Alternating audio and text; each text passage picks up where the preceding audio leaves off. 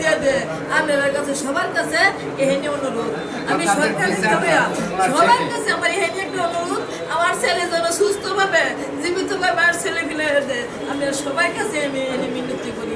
নিখোঁজের প্রায় 1 মাস পার হলেও খোঁজ মেলেনি খাগড়াছড়ি থেকে অপহরণ হওয়া নরসিংদীর বেলাবা উপজেলার যুবক ইসমাইল মিয়ার।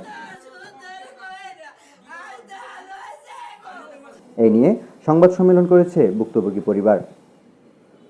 বুধবার সংবাদ সম্মেলনে পরিবারটি জানায়, গত 19 এপ্রিল পার্বত্য জেলা খাগড়াছড়ির মানিকছড়ি ময়ূরখিল এলাকায় রবি সিম কোম্পানির নেটওয়ার্ক টাওয়ারে কাজ করতে যাওয়ার পর সেখান থেকে নিখোঁজ হয় টেকনিশিয়ান ইসমাইল। এ ঘটনায় প্রায় 26 দিন পার হলেও সংশ্লিষ্ট প্রতিষ্ঠান ও প্রশাসন এখনো তাকে খুঁজে বের করতে পারেনি। এখন পর্যন্ত প্রশাসনের সাথেও আমরা যোগাযোগ করছি, প্রশাসনও বলতেছে যে এই প্রতিষ্ঠান এটা নেগোসিয়েশন করবে, অপহরণকারীদের সাথে প্রতিষ্ঠান নেগোসিয়েশন করবে, প্রশাসন এখানে কিছু করতে পারবে না। প্রশাসন বারবারই বলতেছে যে হাইজিন প্রতিষ্ঠান, সার্চ কমিউনিকেশন, ওনারা যৌথভাবে যদি ওনাদের সাথে বসে ইসমাইলকে উদ্ধার করতে পারবে যে কোনো সময়।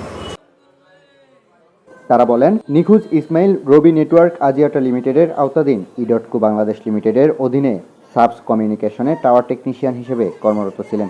ইসমাইলকে দ্রুত খুঁজে দিতে সরকারের কাছে অনুরোধ জানায় ভুক্তভোগী পরিবারটি। আমাদের কাছে কোনো মুক্তিপণ দাবি করে নাই, বলছে যে আমাদের লেনদেন বা হচ্ছে যে আমাদের যে সমস্যা এটা হচ্ছে প্রতিষ্ঠানের সাথে, আপনাদের সাথে আমাদের কোনো লেনদেন নাই বা কোনো ধরনের শত্রুতা নাই। আপনাদের ছেলে ওনাদের মাধ্যমে নিতে হবে, আপনারা ওনাদের সাথে কথা বলেন, আমাদের সাথে কথা বলবেন।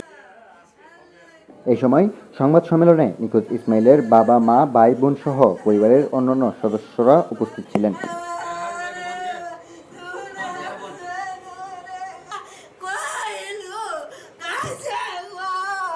সৈয়দ ইমরান হাসান, সরেজমিন বার্তা।